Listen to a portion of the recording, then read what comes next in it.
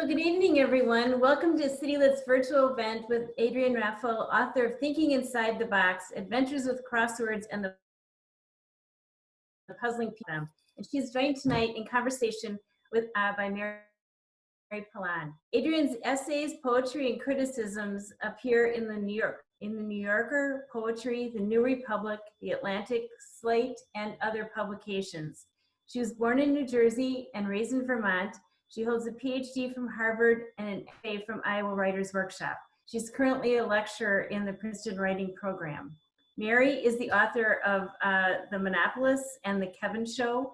She's also the co-host, co-author, and co-producer of the audio series Twisted, the story of Larry Nassar and the women who took him down. Co-editor of the forthcoming essay collection, Losers, Dispatches from the Other Side of the Scoreboard.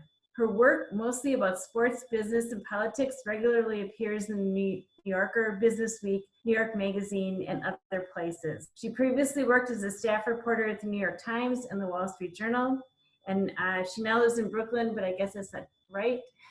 She's in Oregon right now with her Pedro. We're very excited to join them at City Lit Books. Please join me in welcoming them. Please put your questions in the chat, and I turn it over to the two of you. Great. I think this is the first time my Puggle's actually been able to join a book event, so it's very exciting. His intern game. Well, thanks City Lit for having us, and thanks Adrienne for writing this book. It's a delight. It's so fun to read, and I'm really excited to talk about it. Tell us, you're gonna start with a quick reading from the book. Tell us about what you're gonna be reading and dive in. Thank you. Can everybody, you can hear me? Good. Thank you so much, City Lit Books, and thank you so much, Mary, joining me tonight. This is such a treat. I'm going to start off with just a really quick reading, just from the introduction of the book, actually, just sort of a couple of pages to tee up. I wanted to set up a little bit of, when I started writing the book and a little bit about what the book's about. And I think that'll help launch us into and about all things crossword. So here we go. I started writing this book when I was 3. That's when I discovered what the alphabet could do. Using only a combination of these shapes on the page, I could beam down messages from my brain, which other people could put back together, making my message get wormed into their brains. Whenever I rode in the car, I'd play the alphabet game with my brother. We each had to find the letters of the alphabet in order, somewhere in the landscape zooming by, shouting out the letter in its sight upon sighting. Whoever got from A to Z fastest was the winner. Dairy Queen, Quiznos, and Jiffy Lube became shrines. Book author Roald Dahl's reader par excellence, Matilda, was my hero. I stared at the towel rack in the bathroom so hard my eyes blurred, willing myself to move something by shooting telekinetic beams from behind my eyeballs, the way Matilda used her mental power to pick up. But I was even more excited about the other things that letters could do, how letters could arrange themselves into any words, and how certain combinations of letters suggested other ones, even when they seemed unrelated. Monday nights during high school, my family had crossword races. My father would make photocopies of the Monday New York Times puzzle, hand them out to us, and send us of the house. At his shout, we'd flip them over and begin. I'd scramble to finish before hearing my brother crow, "Done." I'd scrawl the final capital letters and rush into the living room, where my mom would be coolly reading the rest of the day's art section, having breezed through the girl minutes earlier. Dad would be pretending not to care anymore, a few scattered blank squares mocking him. As a senior in high school, Stone research project that included a community service component, I did mine about crosswords. The centerpiece was a spiral-bound book of crosswords that I local 8th grade classroom, along with blank grids for the students to try their hand at puzzle making. My puzzles back then were objectively terrible. I didn't realize you should make the grid symmetrical or that all the letters should interlock with each other. So my puzzles looked like jack-o'-lanterns instead of neat quilts, clues snaggletooth across the page. Thinking inside the box investigates the crossword from all sides. I start with the crossword's origins, tracking how that first crossword in 1913 evolved from novelty to craze to routine. I construct a puzzle from soup to nuts, and I go behind the scenes with crossword editors to discover how a crossword goes from rough draft to publication. I investigate the myths around crosswords. Are crosswords frivolous toys that fritter your brain away? Will crosswords stave off dementia? I go to crossword tournaments to learn from the best solvers and the constructors in the business. I even take a crossword-themed ocean crossing aboard the Queen Mary 2. Not anymore. The more the crossword changes, the more it stays the same. The crossword is a reflection of everything happening around it, but it's also an anchor. In the wake of a particularly harrowing presidential election, an editor at The New Yorker said he found himself turning to the crossword puzzle as a life raft of stability had gone topsy-turvy. It's no accident that the crossword grew up during World War I and that the New York Times introduced its crossword during World War II. No matter how chaotic life is, solving a crossword puzzle gives you a sense of seeing where the letters lead you sets the mind free. Stop there. Yay, thank you for that. I love that. And in a way, it's a perfect segue for my first question, which is that, I think also as a form of story, much like board games are. And I was reading all the news about Black Lives Matter and looking forward to this conversation and realized I know nothing about diversity and equality in the crossword puzzle world. You likely do. So as all this news is going through, how does this intersect the world of crosswords? So I think I'm really glad you bring this up because I think it's like really fascinating what's been happening with diversity in the world of crosswords, even since I stopped, finished writing the book, and from the time when the book was sort of in revisions into production and from the time it's been published till now, honestly, there's been an explosion of diversity in the crossword world, which is fantastic. The crossword world kind of his story is a white boys club, like an upper middle class elite white boys club. That's what it not in its origins, not in the 20s and 30s, but it's sort of what it became in 60s, 70s, 80s, sort of just a bastion of this. If you have in your head a stereotype of like, I'm sure you can think you can think of the stereotype, right? That changed a lot of a few things happened.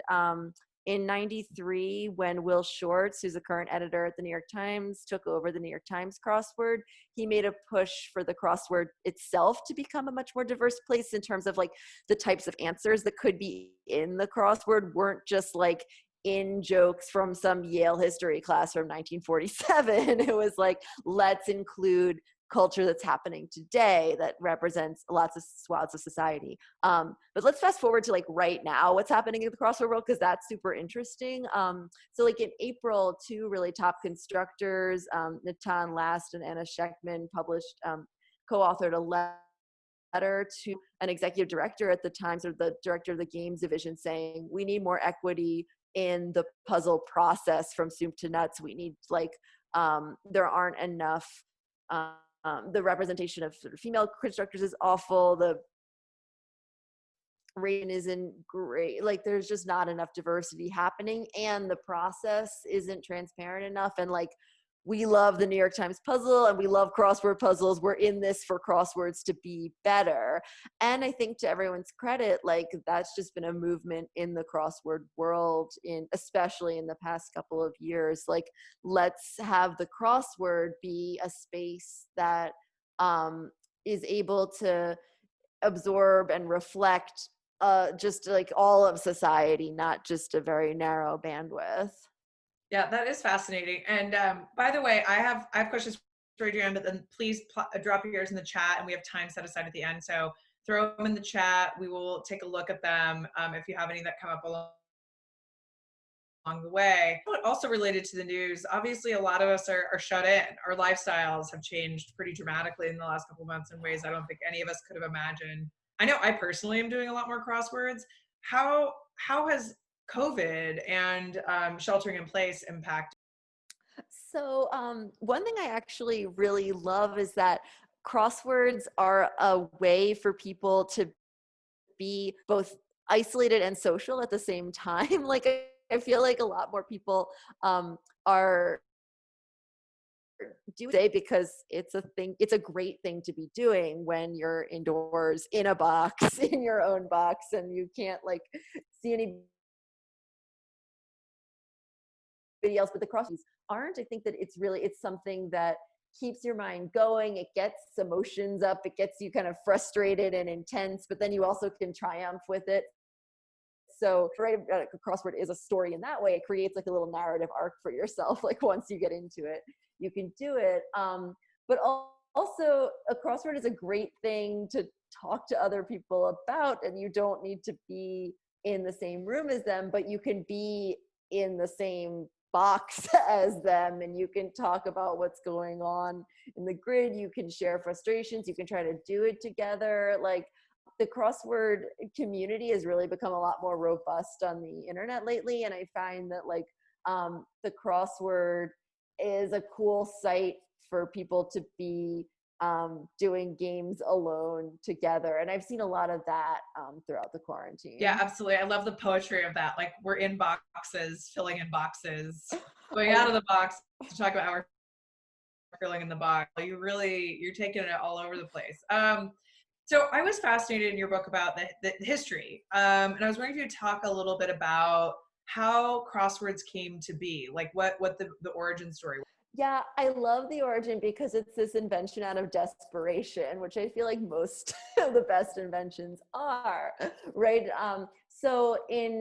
It's like Christmas time, 1913, and this editor named Arthur Wynne at the New York World, the newspaper at the time, he's an editor of the like games, the fun supplement of the newspaper, and he really needs another game to put in a big edition, and he's just like stuck, but he's like, okay, well, a grid, I can print a grid. And actually like the technology for printing blank grids had recently gotten better.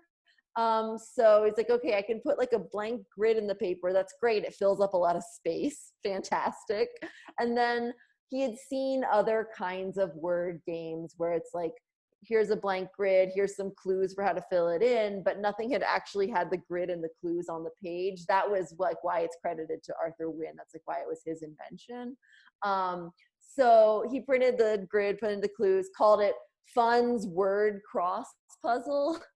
And then a couple of weeks later, like people got into it. He started having more of these. A couple of weeks later, a typesetter literally crossed the words by accident. So it went from Fun's Word Cross Puzzle to Fun's Crossword Puzzle. And people, like readers of Fun, got really into the crossword. You start seeing letters to the editor kind of right away that are like, yay, we love this game, more of them, more of them. Then Arthur Wynne's like, if you want more, start constructing them, send them to me. People did. He like sort of Tom Sawyer tricked them into it. He starts getting this deluge of crosswords. So yeah, the crossword started there, but it took off. It took off a little later, but that's about where it started. That's so interesting that it's like kind of folksy in its origin, that it was so crowdsourced, for lack of a better term.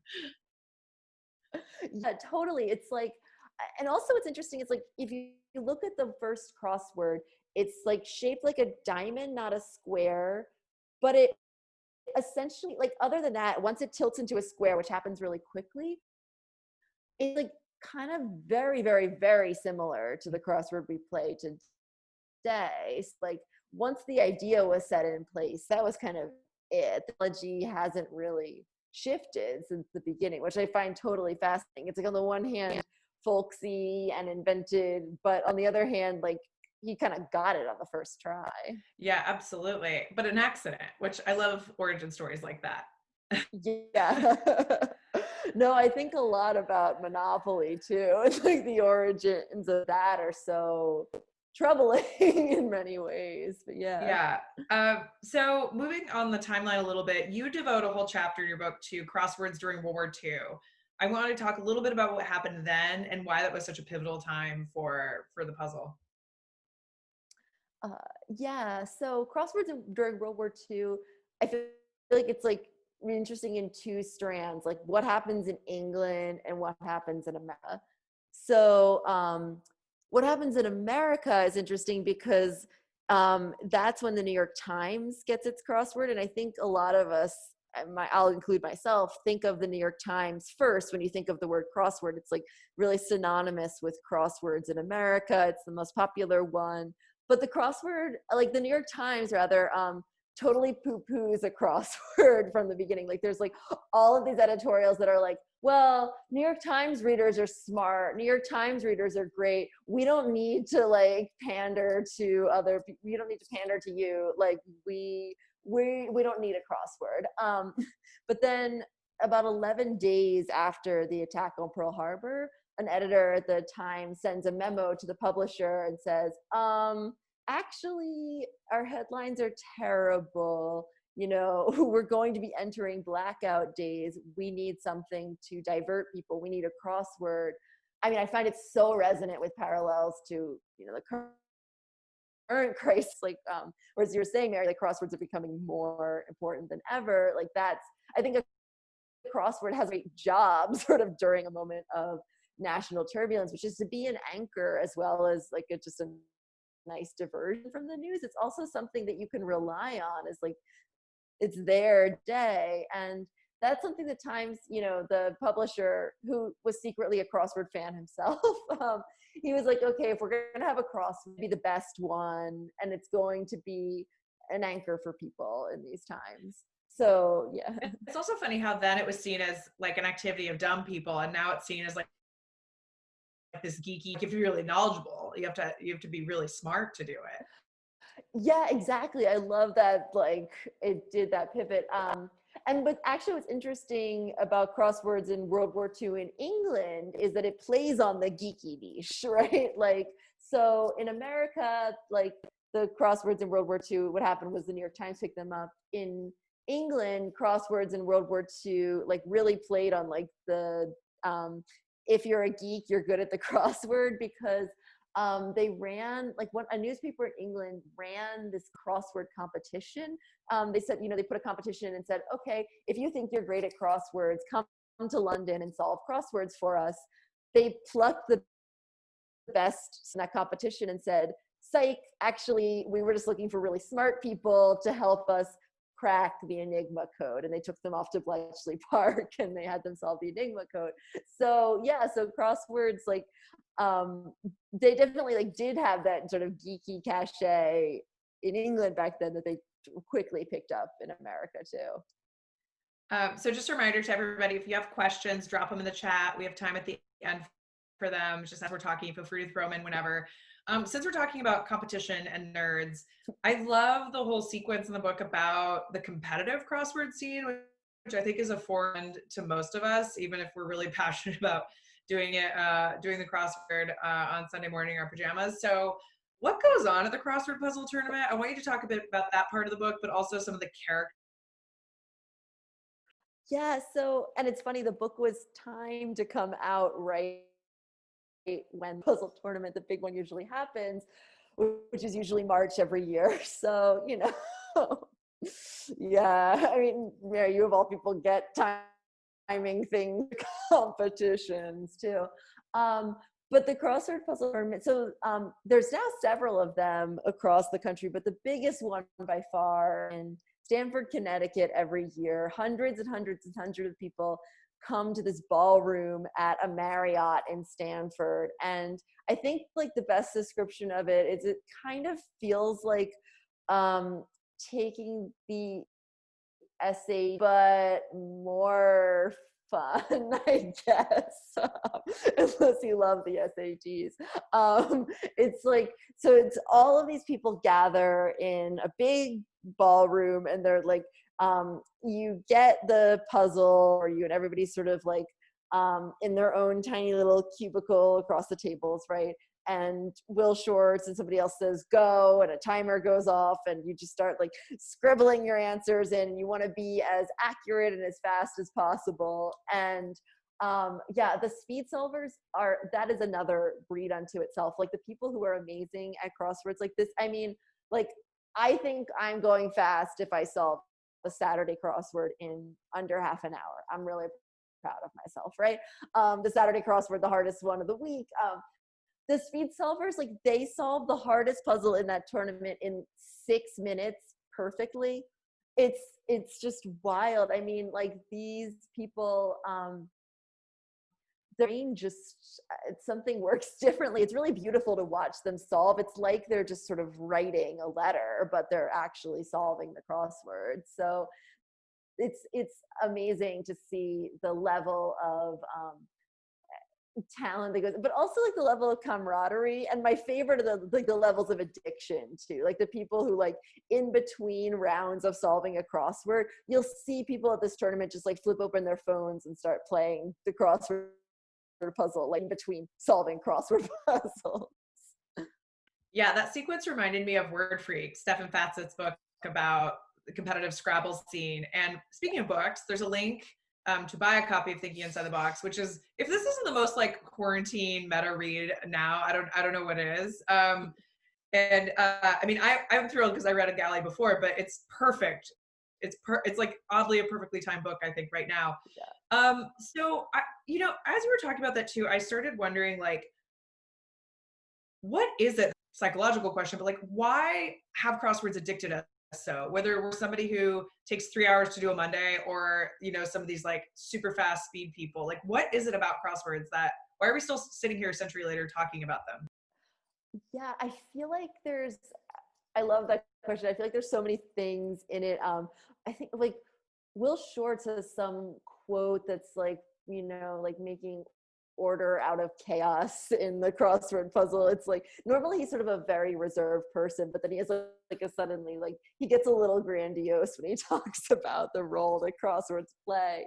But I think I think there's a couple of things in the addiction process. There is that like when you see a blank grid, and this has been talked about with like art theories around like grids and other kinds of psychological things. But like when you see a blank grid, there's a lot of human impulse to fill in the grid, and that's really true. There's something in this like a pattern compulsion that feels kind of psychologically necessary, and I think like that gets like over and over every day, right? It's like it is the same thing every day. It's just squares, it's just clues, whatever, but it's also different every day. So you're like, oh, I want to fill this in. I want to be different. I want to make it different.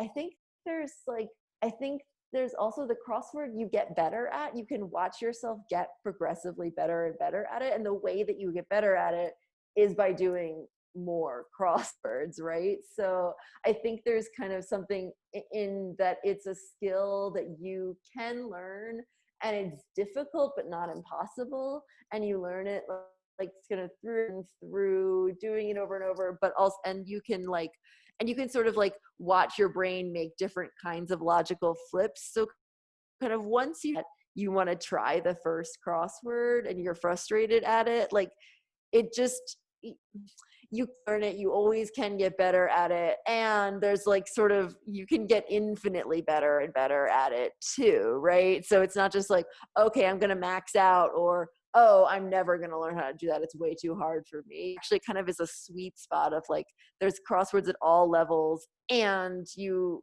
do get better. You can watch yourself do it in a quick enough amount of time that's addictive. And when you were looking at people who are really, really good at them, like, I'm curious, like what patterns or skills or like what makes someone really, really good at crossword? I'm talking about like the rapid fire, top the top folks, the Olympians of the crossword. Yeah, so the Olympians of the crossword, a lot of them are also kind of music math brain type people. Like there's this guy, Dan Fayer, who's won the tournament for like 7 out of the past 9 years or something ridiculous. And he's a musician and he might also be a programmer. A lot of are sort of computer science programmer math types, more than like I mean, so I'm a poet and like a literature person. A lot of people were like, oh, right, words, you love words, you'll be great at crosswords. And like, I am not on the level of like the super solvers, because it's a much bigger crossover with math, stats, music, pattern recognition, real quick. These guys, like, it's often, it really is kind of a quick pattern recognition thing, more than like, I want to sort of savor the beauty of what goes into like the word origins. It's not really about that. It's like, it's much more pattern recognition. Right. And that's why the music connection is fascinating, because music composition theory is so much math, but also, you know, that totally makes sense, but I never thought about it until you just said it. Yeah, I didn't think about it until actually someone at the tournament told me like, oh, you know that Dan is like an amazingly talented musician. And then like other people were sort of talking about music, whether or not it's a profession, in really sophisticated composition ways. And in fact, sort of constructing a crossword, sort of almost, it's something, it's very, the precision of musical composition feels really related.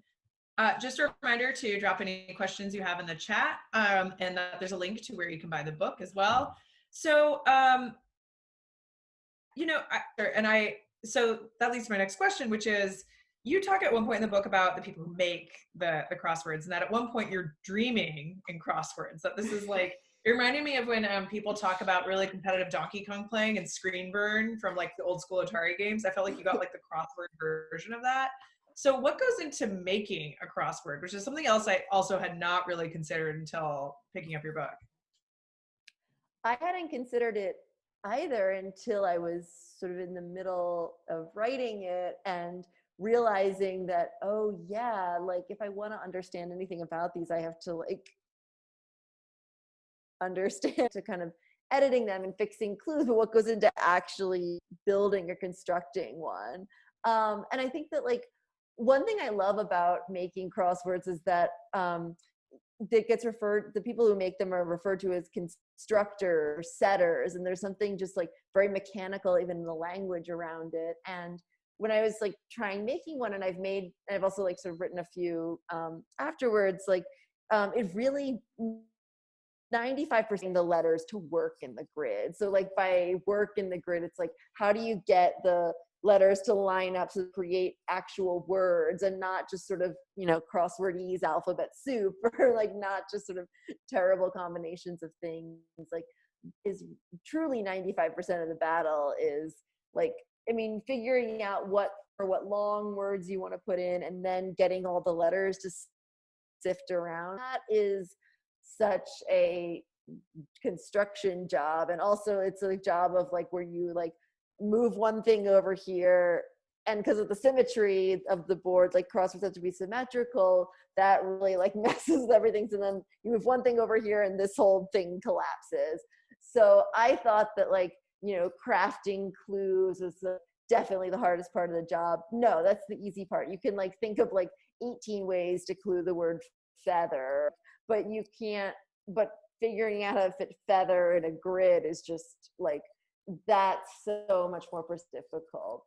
And I was really, I totally hear that. And like, I also was really excited that you included in your book the whole debacle in 2016 with the like Mary puzzle.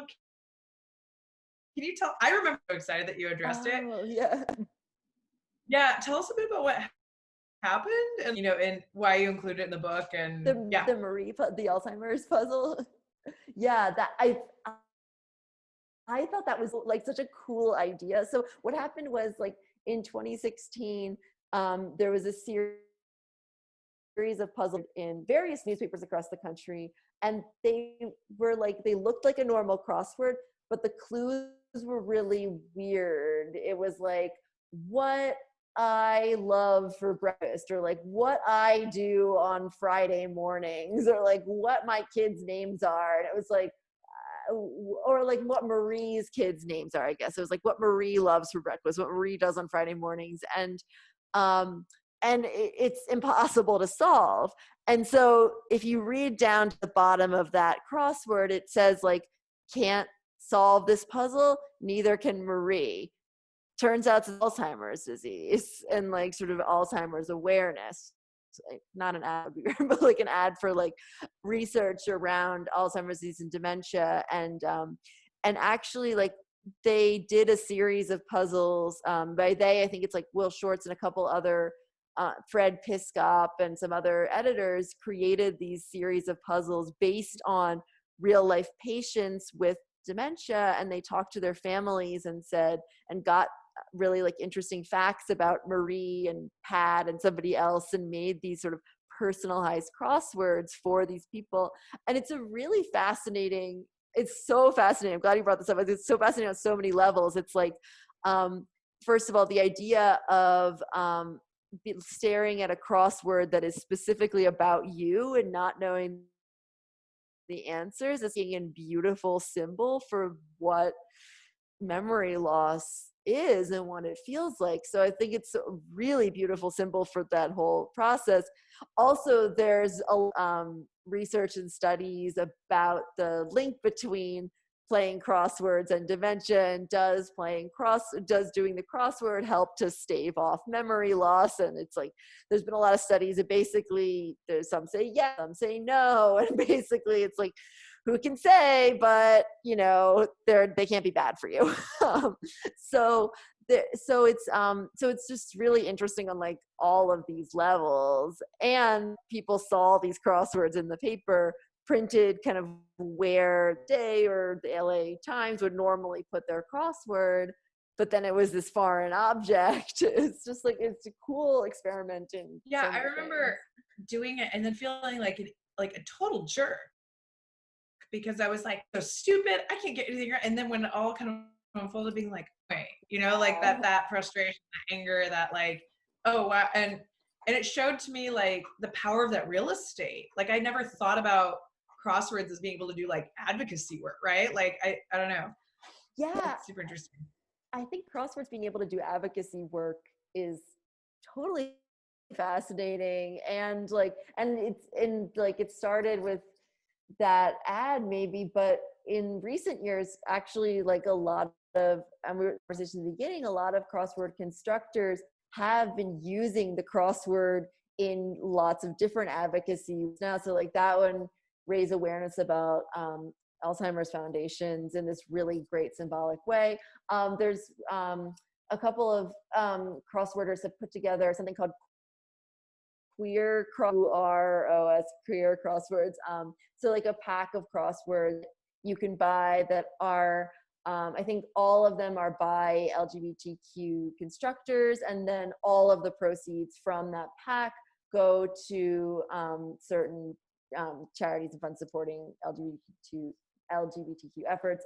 So things like that, where like there's specifically like crosswords that are by certain communities to promote charities, right? And then there's also publications like the Incubator, which only publishes crosswords by women to sort of address a lot of disparities in the crossword world, where there isn't a lot of female representation. So like they're using the crossword, this space that's like entertaining and sort of like a little oasis away from the news, but it also is a place where you can do cool advocacy work. Yeah, I love that. Thinking outside the inside of the box. So I have a couple more questions. Keep it rolling. Yeah, we're going in and out. I have a couple more questions, and we'll dive into some in the chat.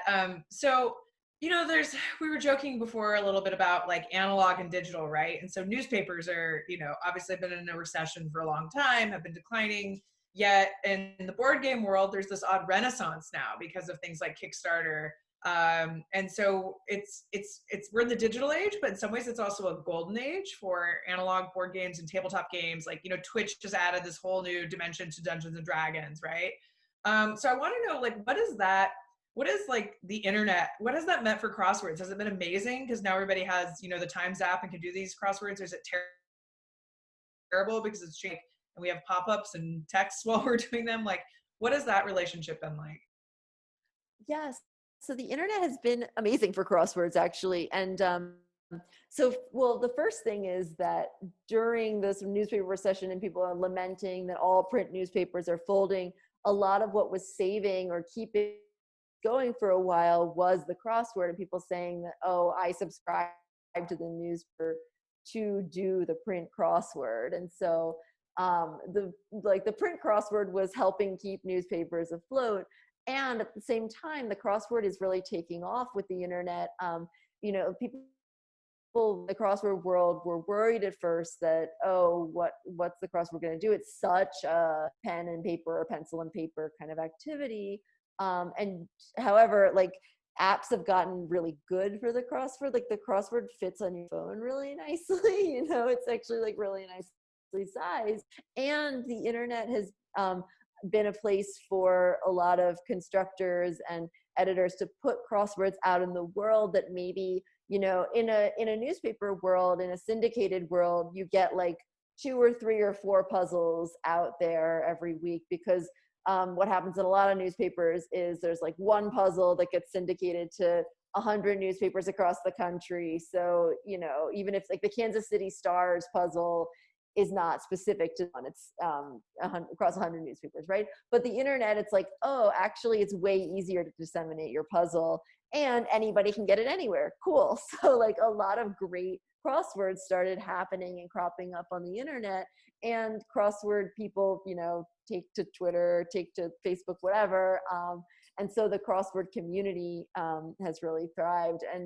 And also publications realize that, oh, hey, we separately from the newspaper. So it used to just be sort of a free add-on. And now, the New York Times can charge $40 a year to subscribe to the crossword, right? So newspapers still like love the crossword more than ever in the digital age.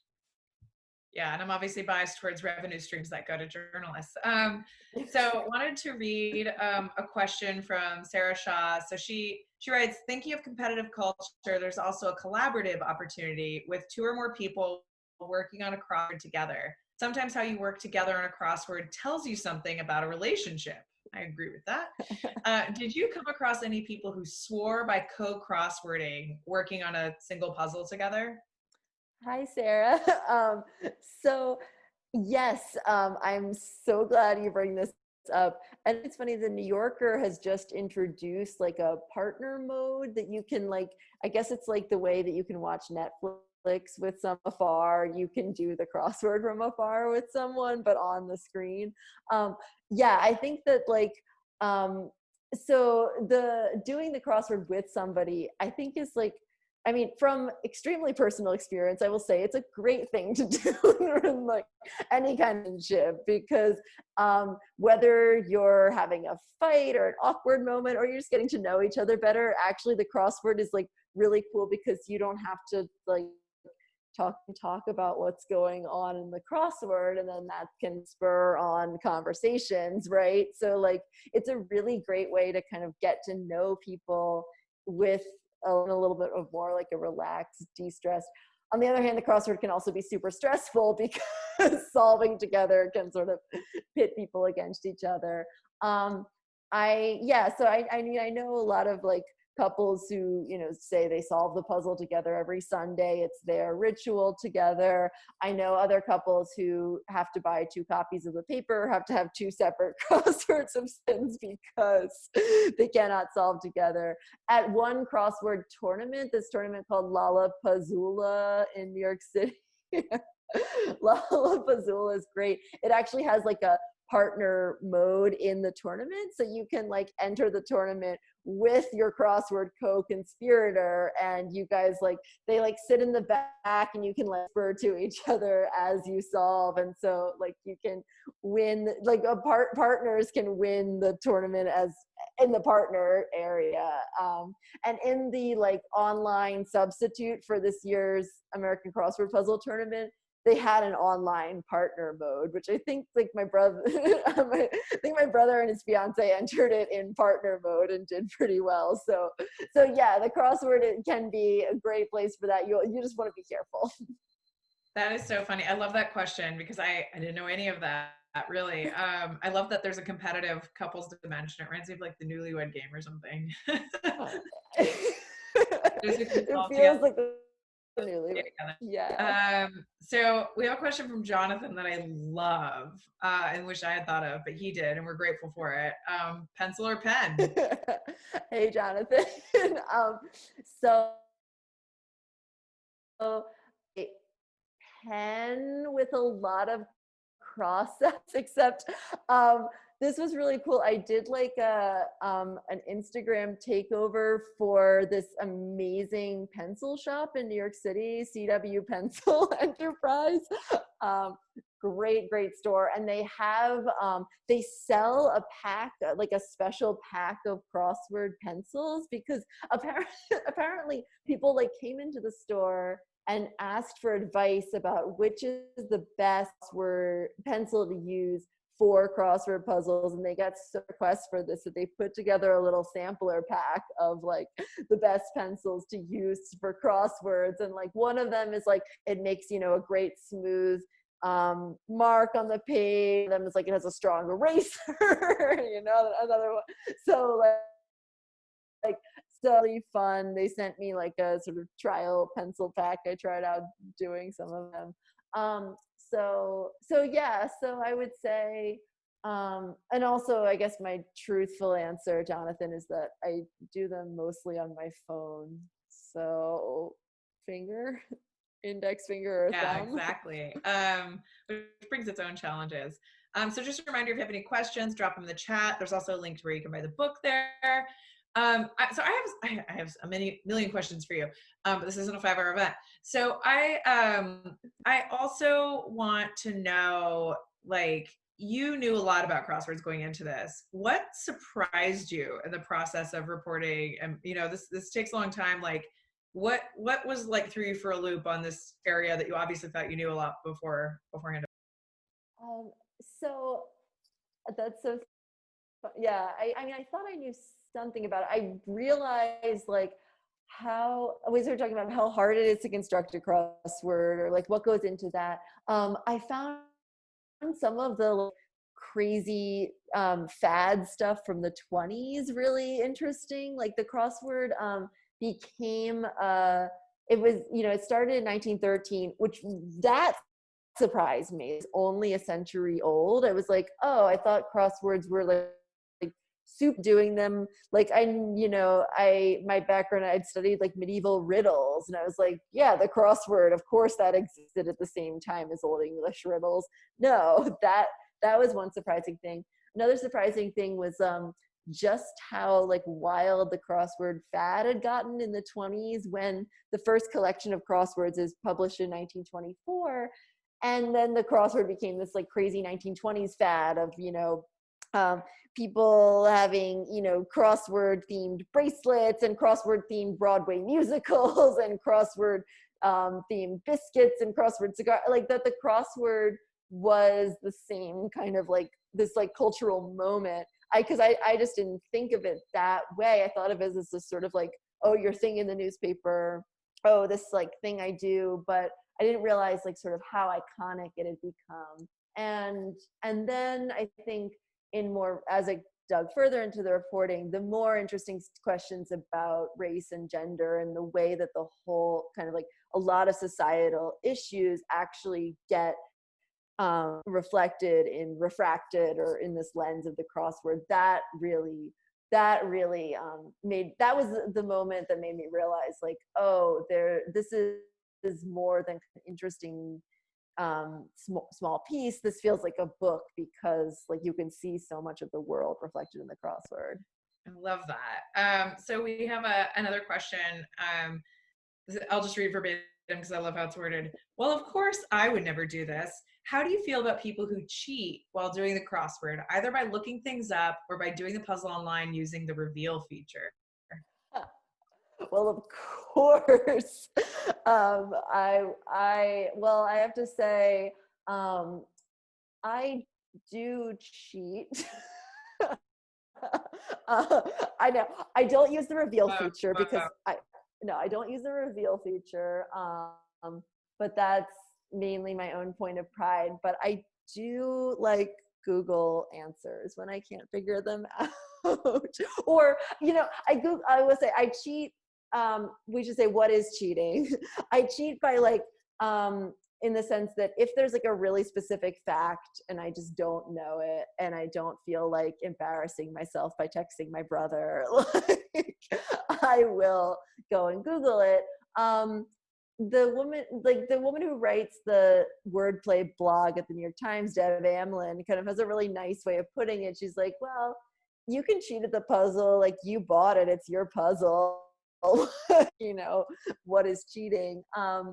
I think that, you know, like they sell, you know, crossword puzzle dictionaries and encyclopedias and reference works around crosswords. And the 20s, one of the really fun things about when crosswords were becoming this craze was that libraries got really mad. You think they were like interested in words, but libraries were like, no, everybody is coming in and just like running straight for the dictionary and running straight for the encyclopedia and like spending too much time there and digging in too much. And like, we have to like put a cap on people using the like reference books to look up stuff for their dumb crosswords, because like libraries are a very serious place of business. So people have been cheating forever with crosswords. So my view is that I'm fine with sort of a bald fact that I don't know the answer to. Feel thing, I mean, if you want to, it's your puzzle, you bought it. Just know that like somewhere the panopticon of the crossword world is, you know, just tisk-tisking a little bit. Yeah, I know. I love a good moral dilemma in a puzzle. Who doesn't? Question from Scott. How does crossword difficulty level standardization work? How does an editor know what makes for a hard versus a moderate versus an easy times terms like Monday, Tuesday, Wednesday, Thursday, you know? Yeah, Scott, that's a great question. And something that also totally fascinated me that I didn't know before was that you can modulate how a crossword is by its clues. That's really the like most kind of official, that's the best way to do it. Like in the crossword tournament, the finale of the tournament has like, you know, 3 different sort of divisions of puzzlers solving a puzzle at this big whiteboard. But what they do is they solve the same grid. They just have 3 different sets of clues. And the 3 different sets of clues actually make that grid an easier or a more difficult puzzle. So think about it. So the example I like quote in my book, which I love, is that like, if you have the word bacon, and bacon is like, fried pork strips for breakfast, you're like, okay, that's like a Monday level clue, right? And it's like, that's bacon. When like a sort of moderate clue might be like money, or like what gets brought home, that's bacon, but that's a little harder because that's a symbolic use. And then like a tough one would be strips in a club. Cause like, that's like strips. You think your brain wants to go strips in a club. Like I know what that sounds like, but strips is actually a noun and a club is a club sandwich. So hence bacon.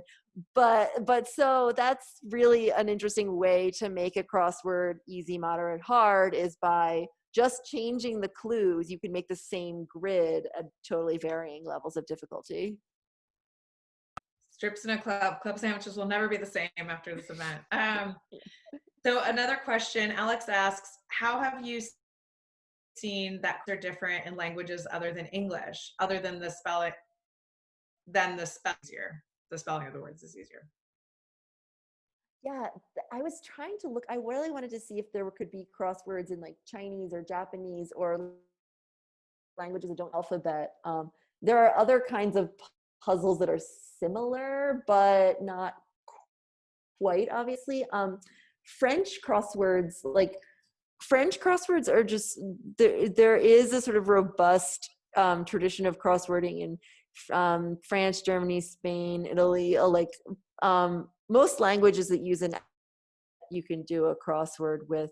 French crosswords are super, super hard to like, people who are like really, I've spoken to some bilingual people and who say that like the hard crosswords in the New York Times are sort of too easy for them, but the easy crosswords in French are just like really, really crazy difficult. And in French and Italian and Spanish, like the same letters get used more often than in English, so you can have fewer blank squares. So like the way that crosswords can be different, like both sort of a cultural thing, what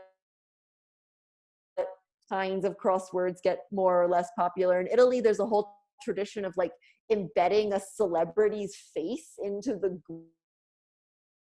grids, so pictorial element to the crossword, so it'll look like a famous, you know, film star or something, which I think is like bizarre and cool.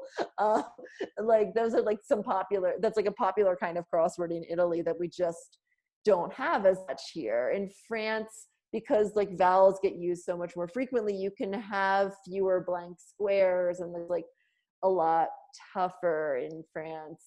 Just sort of culturally, they like to make it really, really hard. But yeah, like crosswords in different languages are something that, you know, I got really fascinated with and would love to kind of write more and learn more about. Just a reminder, a link to the book is in the chat. If you have any other questions these last few minutes, drop them in there as well. So as we were talking, I have a sort of pseudo personal question. You know, writing the book, did it ruin crosswords for you, or change your relationship to crosswords, or do you love them more? You know, because it's such a different, it's not even just like an academic interest of yours. It's like on a Sunday morning now, are you like, is it the same for you to do a puzzle as it was before writing this? Yeah, I'm also curious to how, you know, your relationship to some games has changed too. So one thing that like I have realized, it's funny in because in quarantine I've spent, you know, so much of my time, because the book came out right as on March 17th, right when the world was shutting down. So I've spent just so much time, and it's been great to have this book as like an anchor, like have in the world, but I spent so much time thinking about the book, thinking about crosswords in terms of the book, talking about it, like putting this into the world, that I unlike actually, I think been doing fewer crosswords in quarantine than I did beforehand, just because I was so saturated in thinking about all like the sort of world around crosswords. What I have been doing more is like I've been like dabbling a little bit more in construction. Like I sort of have this whole chapter about constructing crosswords. Difficult, but like since writing the book and through now, I started dabbling more in like, oh, it's kind of fun. What does it feel like to construct a crossword? So I've played around with sort of my own version of doing them for a couple of like I've done a few for the Paris Review, and I've done a few for other places. Like I did one sort of promote the book, just kind of found that a really like fun, different way to engage with crosswords. And I still do them sometimes. I like do them sort of I have like a weekly competition with a friend of mine. But I have found myself sort of, as I've been involved more with the like activity of crosswords, I've done the actual puzzle less, which feels embarrassing to admit. No, I love a good honest answer. And it's fair, I think, to not do the crossword because you're busy promoting a book about crosswords, like a cop out most of us don't have. It felt fair. Great. Well, just last couple minutes, is there anything else that I didn't ask that I should have, or that you wanted to touch on? I'm so grateful for the book and for your time talking about it, and to City Lit Books for having us.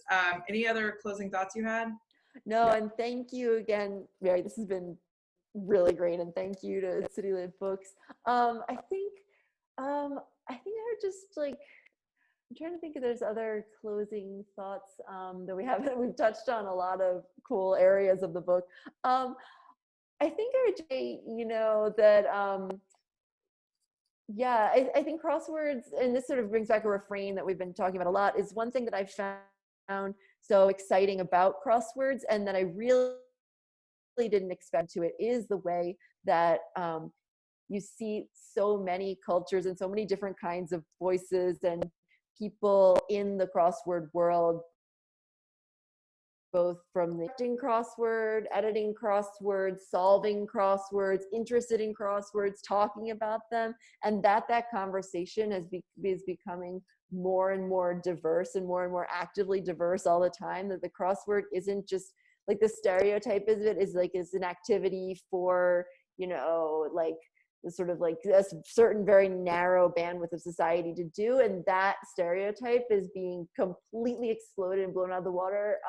I think right now, especially in our current moment, when I'm finding so much hope in people standing up, you know, against systemic racism, against all of these brutal things, and I'm finding so much hope in our current moment of like actual active change. And I think it's something that the crossword world had been already doing for a while previously to that. And I think it's like something that the fact that we can see that reflected in the crossword more and more is just, I find that I'm really grateful to the crossword for like kind of having shown me how something that's, you know, seems to be like a game sort of sequestered off in the newspaper actually can and promote a lot of great stuff in the world. Well, Crosswords for Change is a great way to wrap up. Great way to wrap Crosswords up for Change. Start the weekend.